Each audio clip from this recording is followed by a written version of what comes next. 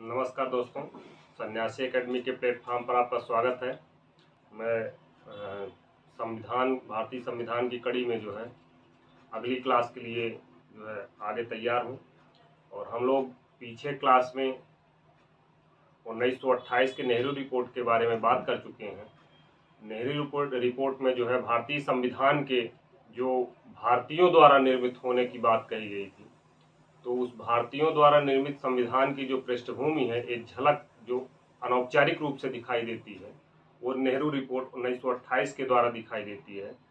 तो नेहरू रिपोर्ट के बाद हम आगे बात करेंगे आज जो है 1935 के अधिनियम के बारे में।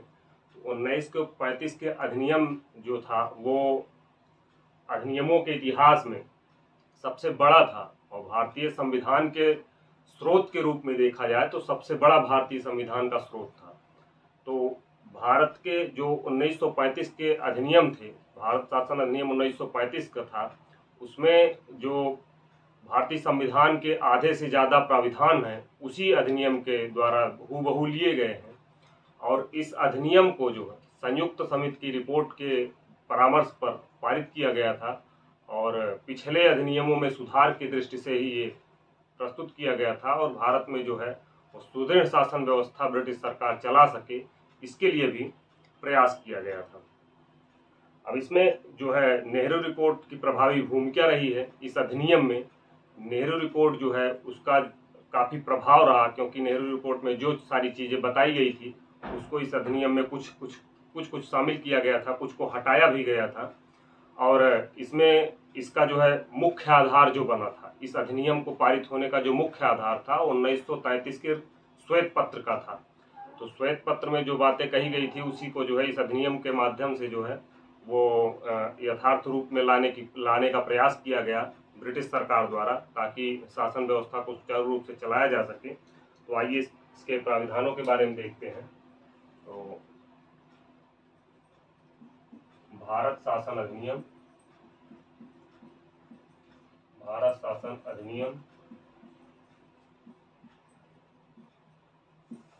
1935। भारत शासन अधिनियम 1935 में जो प्रावधान किए गए थे, ये सबसे पहली बात तो संयुक्त समिति की रिपोर्ट के आधार पर था। संयुक्त समिति की रिपोर्ट पर प्रस्तुत किया गया।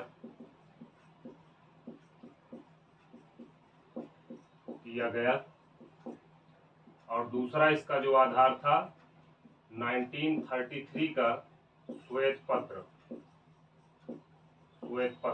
ये क्या था? मुख्य आधार था इसके प्रस्तुत करने का। अब इसमें जो है नेहरू रिपोर्ट की भी जो है प्रभावी भूमिका रही। नेहरू रिपोर्ट की 1928 की प्रभावी भूमिका ये सारी चीजें थी। और उसके बाद इसमें प्रावधान क्या किया गया कि एक सभी डोमिनियनों को मिला करके, सभी राज्यों को मिला करके, जो ब्रिटिश प्रांत थे और जो भी देसी रियासतें थी, इनको मिला करके एक अखिल भारतीय संघ के स्थापना की बात कही गई थी। सबसे पहले अखिल भारतीय संघ के स्थापना की बात इस अधिनियम में स्पष्ट रूप से कही गई, लेकिन इस अखिल भारतीय संघ में कौन शामिल होगा, कौन नहीं शामिल होगा, ये सारी चीजें बहुत ही स्पष्ट रूप से नहीं कही गई। इस वजह से इस अखिल भारतीय संघ का कोई मतलब नहीं रहा और ये अखिल भारतीय संघ जो है वो प्रभावी नहीं हो सका। तो इसमें सबसे पहले क्या कहा गया कि अखिल भारतीय संघ की स्थापना, अखिल भारतीय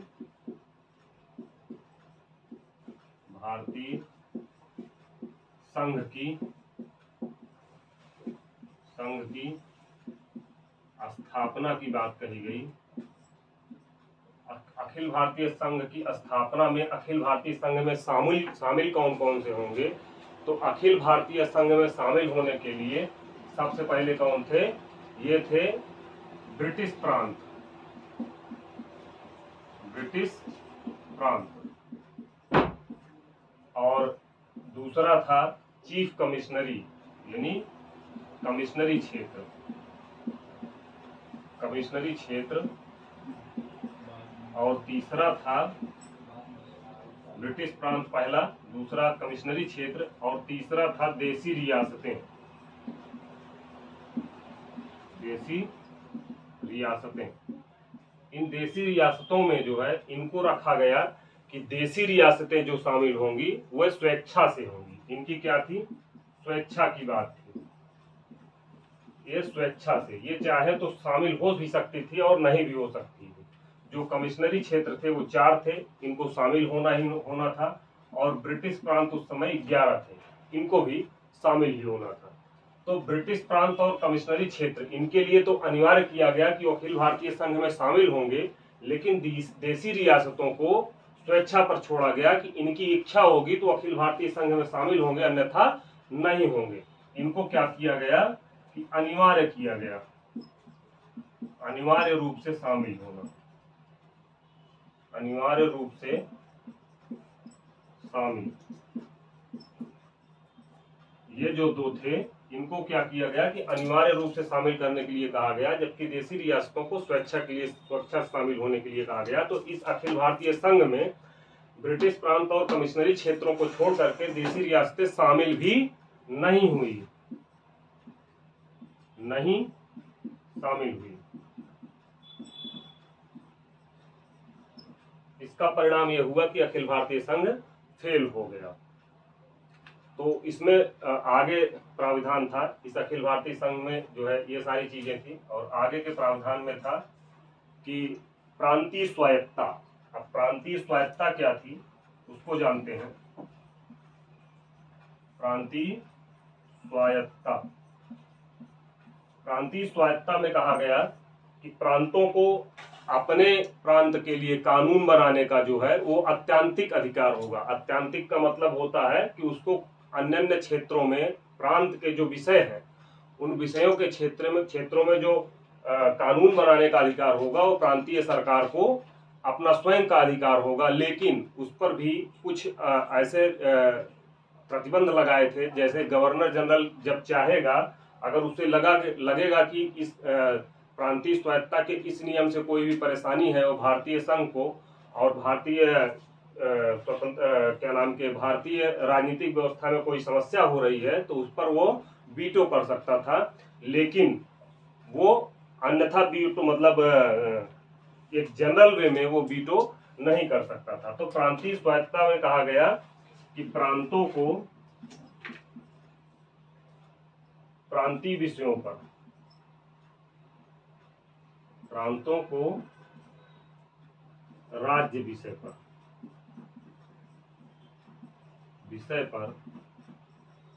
कानून बनाने का अत्यांतिक अधिकार दिया गया।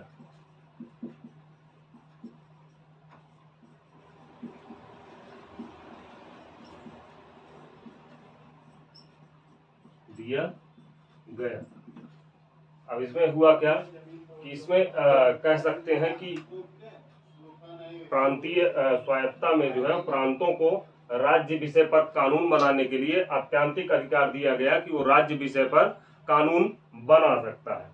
और प्रांतों से जो है द्वैत शासन को समाप्त कर दिया गया। प्रांतों से द्वैत शासन समाप्त कर दिया गया, समाप्त कर दिया गया। प्रांतों से द्वैत शासन समाप्त कर दिया गया और केंद्र में लागू कर दिया गया। अब प्रांतों के बजाय कहां पर? केंद्र में द्वैत शासन लागू कर दिया गया।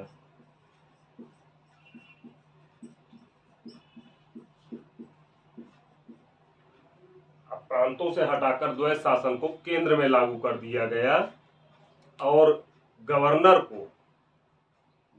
को प्रांतों के प्रतिनिधि के रूप में, गवर्नर को जो है इसमें क्या हुआ कि द्वैध प्रांतों में द्वैध शासन लागू ना करके अब केंद्र में द्वैध शासन लागू किया गया और गवर्नर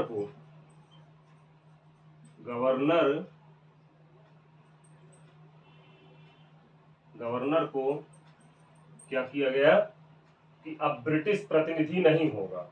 ये गवर्नर जो है वो ब्रिटिश सरकार का प्रतिनिधि नहीं होगा। अब ये प्रांतीय सरकारें जो थी वो डायरेक्ट जो है वो ब्रिटिश सरकार को रिपोर्ट करेंगे। अब वो गवर्नर के माध्यम से ब्रिटिश सरकार के प्रतिनिधि नहीं हो गए। अब ये गवर्नर जनरल जो था, सॉरी यहाँ थोड़ा बोलता, गवर्नर जो है ये अब ब्रिटिश सरकार का प्रतिनिधि था। इसके पहले क्या था कि गवर्नर जनरल के माध्यम से, इसके पहले क्या था कि गवर्नर जनरल के माध्यम से ब्रिटिश सरकार का प्रतिनिधि हुआ करता था, यानी वायसराय जो है वो ब्रिटिश सरकार प्रतिनिधि था और गवर्नरों को जो है वो प्रांतीय सरकारें चलाने के लिए चुना जाता था। तो अब जो गवर्नर थे, प्रांतों के गवर्नर थे, उन प्रांतों के गवर्नर को डायरेक्ट ब्रिटिश सरकार का प्रतिनिधि बना दिया गया। अब उसमें वायसराय की भूमिका गौण हो चुकी थी। आगे प्रशासनिक विषयों को आगे थोड़ा सा मिटाते हैं तो फिर लिखेंगे। जो प्रशासनिक विषय थे उन प्रशासनिक विषयों को अलग अलग सूचियों में बांटा गया कि कौन किस विषय पर प्रशासन करेगा। केंद्र का अलग विषय बनाया गया, राज्य का अलग विषय बनाया गया और कुछ विषय ऐसे भी थे जिनमें केंद्र और राज्यों की भूमिका भी थी। तो इस तरीके से बनाया गया। इसमें राज्य सूची के विषय पर प्रांतीय सरकारें कानून बना सकती थी और केंद्रीय सूची के विषय पर केंद्र सरकारें कानून बना सकती थी और उसमें केंद्र सरकार कानून बना सकती थी और समवर्ती सूची पर गवर्नर जनरल के माध्यम से उसकी परिषद जो कार्यकारिणी थी वो जो है उस पर शासन करती थी। तो प्रशासनिक विषयों को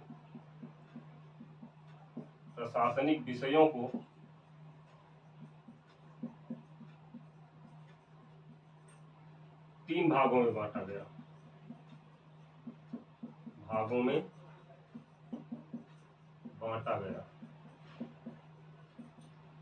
पहला क्या था प्रशासनिक विषय, पहला था क्या था कि राज्य सूची, दूसरा केंद्रीय सूची और तीसरा क्या था समवर्ती सूची।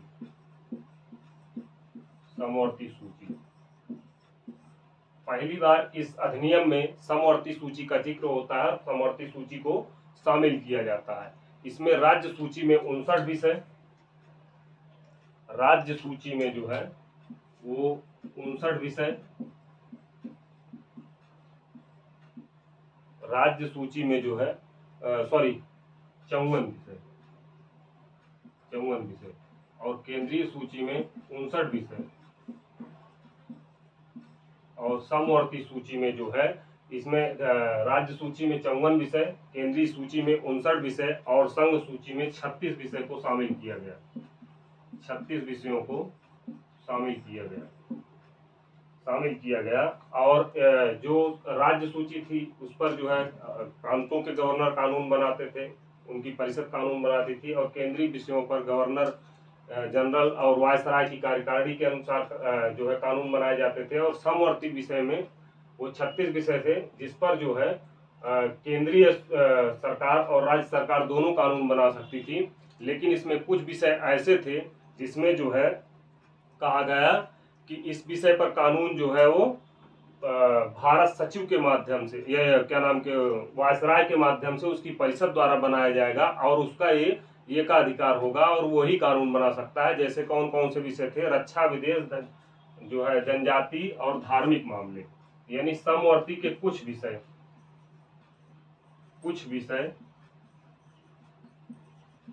कुछ विषयों पर जैसे रक्षा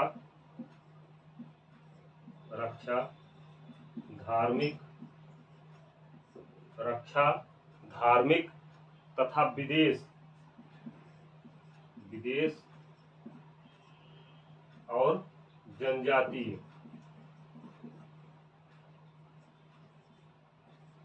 जनजातीय जो मामले थे, इन 3-4 मामलों पर क्या होता था कि वायसराय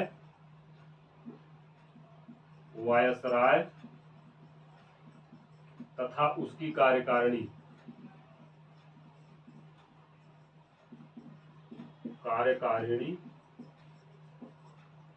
कानून बना सकती थी।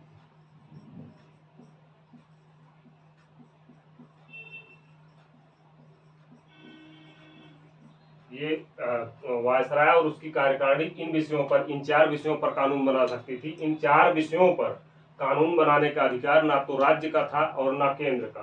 तो वायसराय उसकी कार्यकारिणी के माध्यम से इन 4 विषयों पर कानून बनाए जाते थे।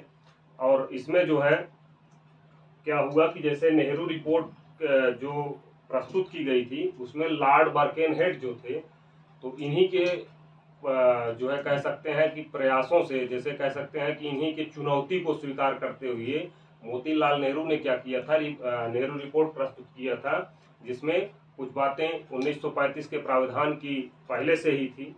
तो उसको भी नेहरू रिपोर्ट को जो है इसमें शामिल किया गया था, कुछ बातों को। ये सारी चीजें थी। और इस अधिनियम में आगे जो कहा गया है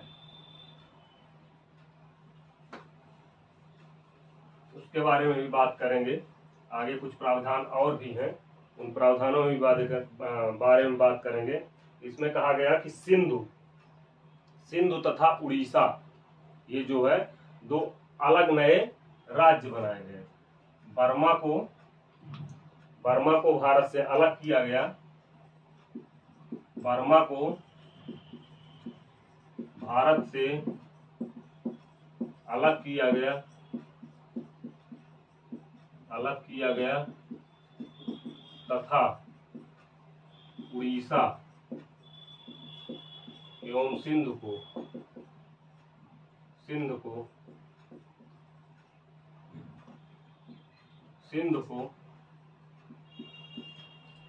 नया प्रांत घोषित किया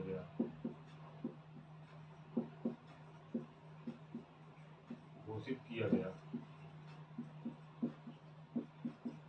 उड़ीसा एवं सिंध 2 नए प्रांत बने और बर्मा को भारत से अलग कर दिया गया 1935 के अधिनियम द्वारा। यानी 1935 के अधिनियम में प्रावधान किया गया और 1937 में जो है भारत से बर्मा को अलग कर दिया गया। उसमें हुआ क्या, गवर्नर जनरल को कहा गया कि वो अपना कार्य अपनी परिषद की सलाह पर करेगा। यानी गवर्नर जनरल को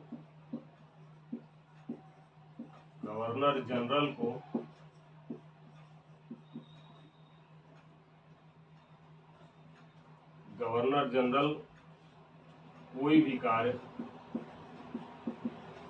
कार्य अपनी मंत्रिपरिषद की सलाह पर करेगा।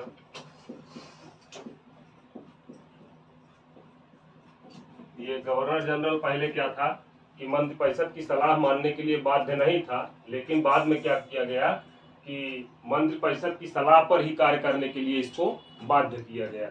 ये जो भी कार्य करेगा वो मंत्रिपरिषद की सलाह पर ही करेगा। और जो निम्न सदन था, यानी विधानसभा जिसको कहते हैं, विधानसभा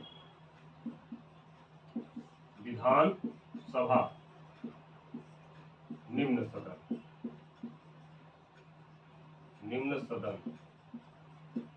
इसके कार्यकाल को 5 वर्ष के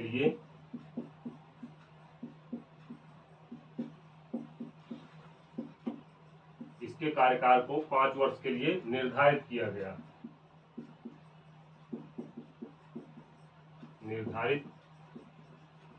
किया गया। अब इसके कार्यकाल को, जो इसका कार्यकाल निर्धारित नहीं था, इसके कार्यकाल को निर्धारित करके 5 वर्ष कर दिया गया कि 5 वर्ष जो है इसका कार्यकाल होगा। अब इसमें और क्या किया गया कि जो उच्च सदन था, उच्च सदन का जो है कार्य, उसको अस्थाई बना दिया गया। पहले जो है वो क्या था, अस्थाई था। इसमें जो क्या नाम के कार्यकारी परिषद थी, परिषद इसे कह सकते हैं कि विधान परिषद जो थी, उसके कार्यकाल को क्या किया गया, उच्च सदन। इसके कार्यकाल जो है इसका निश्चित तो नहीं किया गया, लेकिन इसको अस्थाई बना दिया गया। अब इसका जो है इसको भंग नहीं किया जा सकता था। अस्थाई बना के इसमें क्या किया गया कि इसके 1/3 सदस्यों को प्रति 2 वर्ष पर हटाया जाएगा।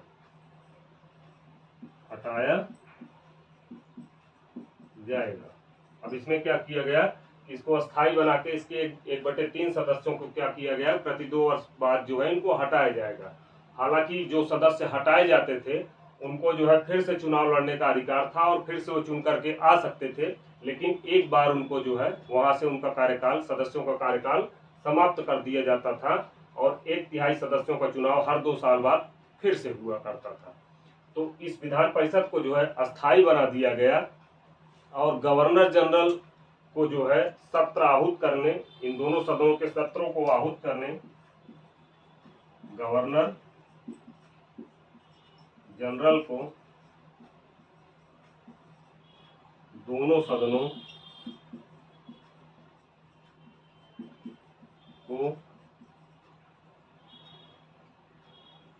सदनों के सत्र को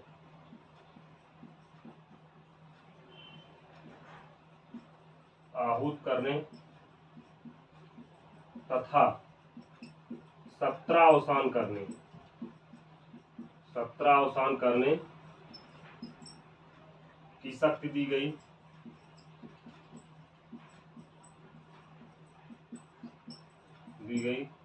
तो गवर्नर जनरल को दोनों सदनों के सत्र आहूत करने और सत्रावसान की शक्ति दी गई। जैसा कि आज भारतीय संसद में देखा जाता है कि राष्ट्रपति जो है वो राज्यसभा और लोकसभा की बैठकों को बुलाता है, उनके सदन को आहूत करता है और उनका जो है सत्रावसान करता है। उसी तरीके से पहले भी जो है गवर्नर जनरल जो है वो क्या करता था, इन दोनों सदनों का, विधानसभा और विधान परिषद जैसे सदनों का ये सत्र आहूत करना और सत्रावसान करने की शक्ति गवर्नर जनरल को दी गई। गवर्नर जनरल को इस बारे में जो है वो अधिकार दिया गया। और इन दोनों सदनों के गतिरोध की स्थिति में, जैसे विधान परिषद और विधानसभा के जो है जो गतिरोध उत्पन्न होता था, इसके गतिरोध की स्थिति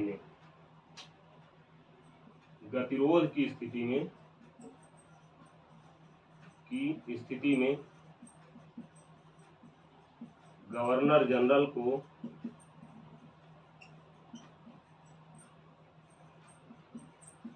निर्णय करने का अधिकार था। अब इसमें हुआ क्या कि एक प्रकार से कह लीजिए कि उसको निर्णायक मत देने का अधिकार था। अगर इन दोनों सदनों में किसी भी विधेयक पर कोई गतिरोध उत्पन्न होता है कि निर्णय जो है वो बहुमत द्वारा नहीं लिया जा सकता है, तो गवर्नर जनरल को यह अधिकार था कि वो अपना निर्णायक मत दे सके। जिस तरीके से अभी लोकसभा में जो है लोकसभा अध्यक्ष को ऐसा अधिकार होता है या सदन के अध्यक्ष को ऐसा अधिकार होता है कि वो निर्णायक मत दे सके, उस तरीके का जो है प्राविधान ये 1935 के अधिनियम में किया गया था। और 1935 के अधिनियम से ही ये सारे प्रावधान भारतीय संविधान में आए हुए थे। अब 1937 में जो है ब्रिटिश प्रांतों का चुनाव हुआ। 1937 में जो है ब्रिटिश प्रांतों का चुनाव किया गया। उन ब्रिटिश प्रांतों के चुनाव में जो है कांग्रेस को भारी बहुमत मिले और देसी रियासतें तो कोई शामिल नहीं हो पाई थी। देसी रियासतें इस अधिनियम में जो है कहा जरूर गया था, लेकिन उनको स्वेच्छा पर रखा गया था, और वो स्वेच्छा को कितना मानते हैं ये उस समय की स्थिति पर निर्भर करता था। और भारतीय देसी रियासतें इसमें शामिल नहीं हुई, तो जो भी ब्रिटिश प्रांत और चीफ कमिश्नरी क्षेत्र थे, उन चीफ कमिश्नरी क्षेत्रों को जो है इसमें जो है चुनाव कराए गए, और चुनाव में जो है कांग्रेस को भारी बहुमत प्राप्त हुए। 1937 के प्रांतीय चुनाव में क्या हुआ, इसमें कांग्रेस को बहुमत प्राप्त हुआ। कांग्रेस का जो है वो 6 राज्यों में, प्रांतीय चुनाव में कांग्रेस की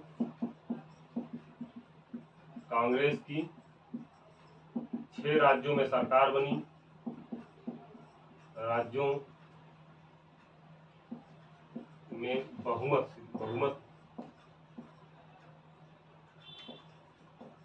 बहुमत मिला, और इसका परिणाम यह हुआ कि 6 राज्यों में कांग्रेस ने सरकार बनाई।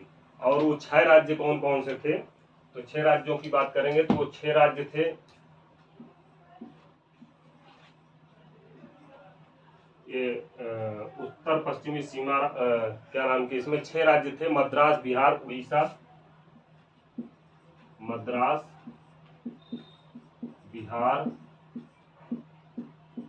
उड़ीसा, संयुक्त प्रांत, मध्य प्रांत। इस संयुक्त प्रांत को उत्तर प्रदेश, प्रेजेंट का उत्तर प्रदेश कहा जाता है। और इसमें संयुक्त प्रांत और मुंबई वर्तमान का मुंबई है, पहले बंबई था। इन 6 प्रांतों में जो है कांग्रेस की सरकार बनी, और कांग्रेस को जो है असम और जो है पश्चिमोत्तर सीमा प्रांत में जो है क्या हुआ कि इसकी मिलीजुली सरकार बनी।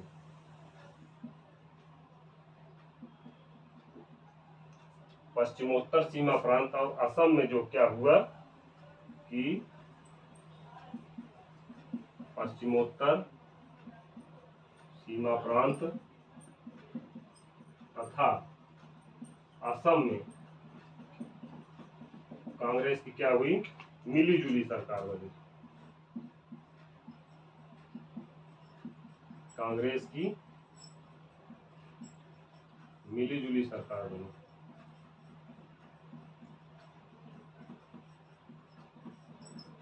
इसकी क्या हुई, मिलीजुली सरकार बनी। तो इसमें क्या हुआ कि और जो स्टेट बचे उसमें पंजाब था, और स्टेटों में जो है पंजाब था। पंजाब में क्या हुआ कि पंजाब में यूनियनिस्ट पार्टी की सरकार बनी, यूनियनिस्ट पार्टी की सरकार बनी पंजाब में। और दूसरा था जो है बंगाल, तो बंगाल में क्या हुआ, बंगाल में कृषक प्रजा पार्टी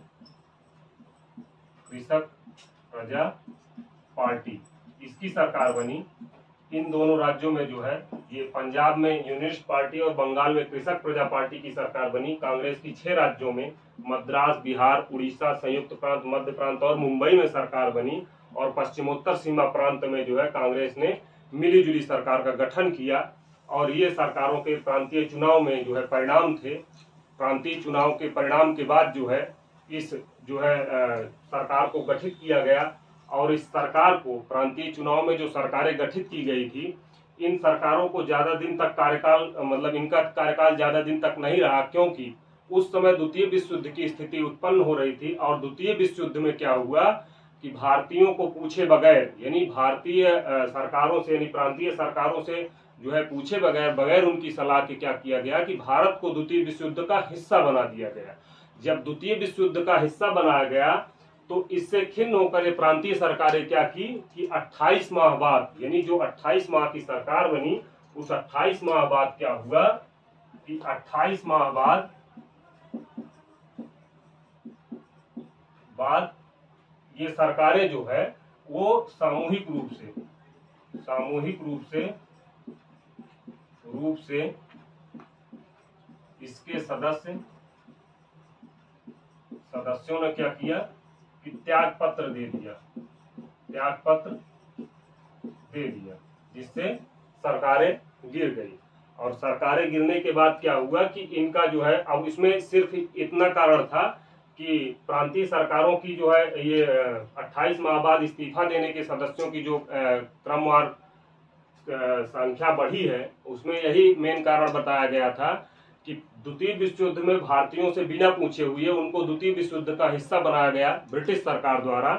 हम समस्या तो ये थी कि अब उस समय हो क्या रहा था कि उस समय भारतीयों को युद्ध में तो शामिल कर लिया गया था, अब उसमें ब्रिटिश सरकार का हित था, लेकिन भारतीयों को उसमें कुछ मिल नहीं रहा था। तो उस समय आंदोलन जोरों पर था। तो आंदोलन जोरों पर रहते हुए जो है भारतीयों द्वारा ये सोचा गया कि अगर इस तरह की जो है मांगे रखी जाती हैं तो ब्रिटिश सरकार की इस समय मजबूरी भी है, तो वो हमारी मांगों को ज्यादा से ज्यादा मानेंगे। हो सकता है कि हमको प्रांतीय स्वायत्तता मिल ही जाए आगे चल के, और हमको जो है डोमिनियन स्टेट का दर्जा मिल जाए। सबसे मुख्य जो बात थी वो डोमिनियन स्टेट थी। तो डोमिनियन स्टेट का दर्जा पाने के लिए जो है वो भारतीयों ने इस तरह का कार्य किया और त्याग पत्र दे दिया। और युद्ध के बाद जो घोषणा की गई थी कि यानी युद्ध के बाद जो है आपको ये क्या नाम के जो भी डोमिनियन स्टेट के दर्जे की बात कही गई थी, तो उसमें जो है युद्ध के बाद आपको जो है डोमिनियन स्टेट का दर्जा दे दिया गया, इसकी उपेक्षा की गई। यानी जो इसमें कही गई थी डोमिनियन स्टेट की बात, उसकी उपेक्षा की गई और उन मांगों को जो है कोई वैल्यू नहीं दी गई। इस वजह से भी जो है इस सरकार का पतन हुआ।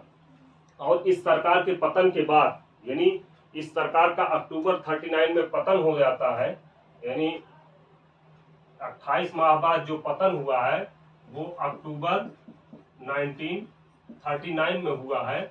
और इसमें क्या हुआ कि अक्टूबर 1939 में जब पतन हो जाता है तो इसी पतन के जो है खुशी में, कह सकते हैं कि इस पतन के खुशी में, यानी सरकार के जो है इस्तीफे की खुशी में क्या होता है, मुस्लिम लीग द्वारा 22 दिसंबर 1939 को मुक्ति दिवस मनाया जाता है। मुक्ति दिवस मनाया जाता है। इस सरकार के पतन के बाद क्या होता है, मुस्लिम लीग द्वारा अब 22 दिसंबर 1939 को मुक्ति दिवस मनाया जाता है। और उस मुक्ति दिवस में जो है मुस्लिमों द्वारा बढ़ चढ़ के हिस्सा लिया जाता है। और इसमें 1935 के अधिनियम में, ये तो सारी चीजें मैं 1935 के अधिनियम के बाद की बताया कि अधिनियम पारित होने के बाद क्या क्या हुआ, सरकारें कैसे गठित हुई, ये प्रांतीय चुनाव के, प्रांतीय स्वायत्तता के बाद प्रांतीय चुनाव के जो है हिस्से थे। अब इसके बाद अगला इसमें प्रावधान किया गया कि उच्च न्यायालय यानी केंद्रीय उच्च न्यायालय की स्थापना दिल्ली में की जाए। कहां पर, दिल्ली में, जिससे जो न्याय की व्यवस्था है उस न्याय की व्यवस्था में, यानी न्यायिक व्यवस्था में सुधार के लिए एक कदम ये भी उठाया गया कि दिल्ली में उच्च न्यायालय के, दिल्ली में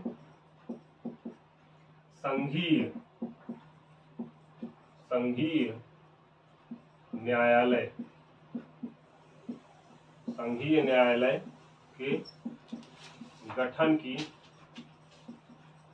बात की गई। अब संघीय न्यायालय के गठन की बात की गई तो संघीय न्यायालय में जो भी क्षेत्र थे उस समय ब्रिटिश प्रांतों के और जो भी देशी रियासतों के जो भी क्षेत्र थे इस समय भारतीय संघ में शामिल, उनके लिए जो है क्या किया गया कि संघीय न्यायालय की जो है स्थापना की गई।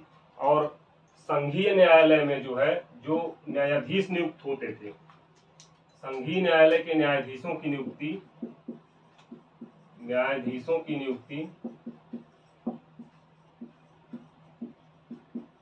नियुक्ति ब्रिटिश सरकार द्वारा,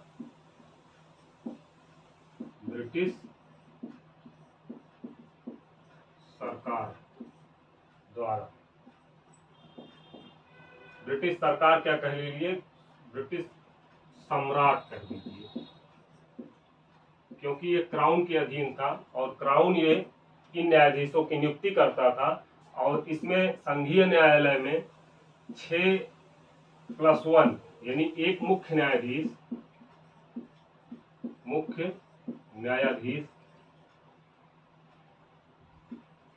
न्यायाधीश तथा 6 अन्य न्यायाधीश,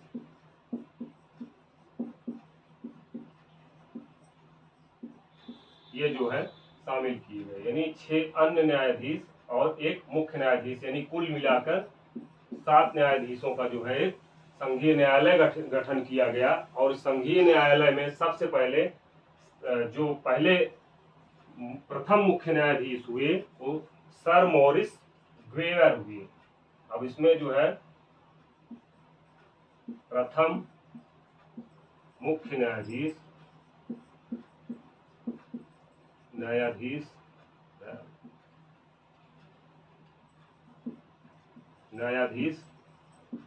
कौन हुए, सर मॉरिस ग्वेयर। ये क्या हुए कि संघीय न्यायालय के प्रथम मुख्य न्यायाधीश हुए। और ये कई बार एग्जाम में ये क्वेश्चन भी पूछ चुका है और ये भी पूछ चुका है कि संघीय न्यायालय में न्यायाधीशों की नियुक्ति कौन करता था, यानी ब्रिटिश सम्राट। कई बार ये भी पूछ चुका है। तो इस एग्जाम की दृष्टि से ये दोनों क्वेश्चन जो है इम्पोर्टेंट है यहाँ पर। और अगला जो इसमें किया गया कि जो सांप्रदायिक निर्वाचन का क्षेत्र था, उस सांप्रदायिक निर्वाचन के क्षेत्र को बढ़ाया गया। पहले क्या था कि उसमें मुस्लिमों, सिखों, ईसाइयों और जो आंग्ल भारतीय समुदाय थे उनको शामिल किया गया। और फिर क्या किया गया, अब सांप्रदायिक निर्वाचन के क्षेत्र को सांप्रदायिक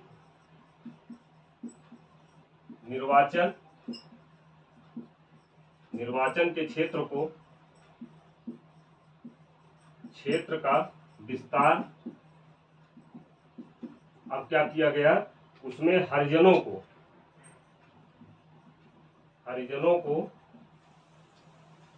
तथा दलितों को शामिल किया गया।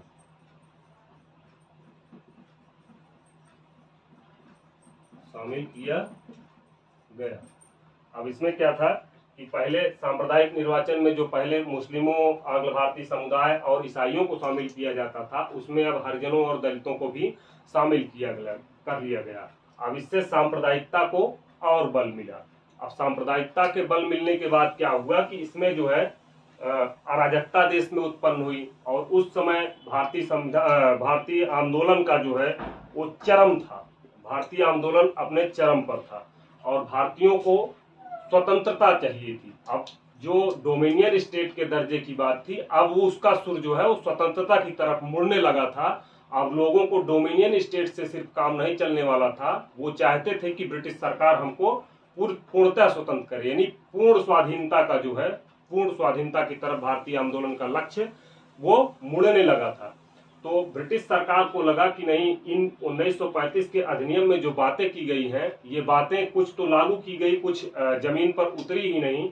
तो इन सारी कमियों को दूर करने के लिए क्या किया गया कि ब्रिटिश मंत्रिमंडल, जो कांग्रेस का मंत्रिमंडल था, उसके त्यागपत्र देने के बाद क्या हुआ कि जो संवैधानिक स्थिति उत्पन्न हुई, यानी संवैधानिक संकट उत्पन्न हुआ, उससे निपटने के लिए तो ब्रिटिश सरकार ने क्या किया कि लिनलिथगो को जो है, ब्रिटिश सरकार ने वायसराय लिनलिथगो की अध्यक्षता में क्या किया कि एक प्रस्ताव प्रस्तुत किया, जिसको अगस्त प्रस्ताव कहा जाता है। 1940 में जो है उस प्रस्ताव को लाया गया, जिसमें इस अधिनियम की जो बातें शामिल नहीं की गई थी, जो संवैधानिक संकट उत्पन्न हुआ था प्रांतीय सरकारों के इस्तीफे के बाद, उसकी जो है भरपाई के लिए अगस्त प्रस्ताव प्रस्तुत किया गया। और उसमें डैमेज कंट्रोल करने के लिए लिनलिथगो की अध्यक्षता में क्या किया गया कि अगस्त प्रस्ताव प्रस्तुत किया गया। अब अगस्त प्रस्ताव के बारे में हम चर्चा अगले वीडियो में करेंगे और अगले क्लास में करेंगे, क्योंकि बहुत लंबी क्लास हो जाएगी तो आप लोगों को भी बोरिंग होगी। तब तक के लिए नमस्कार, और हमारे चैनल को सब्सक्राइब, लाइक और शेयर करते रहिए, आगे भी देखते रहिए। Thank you.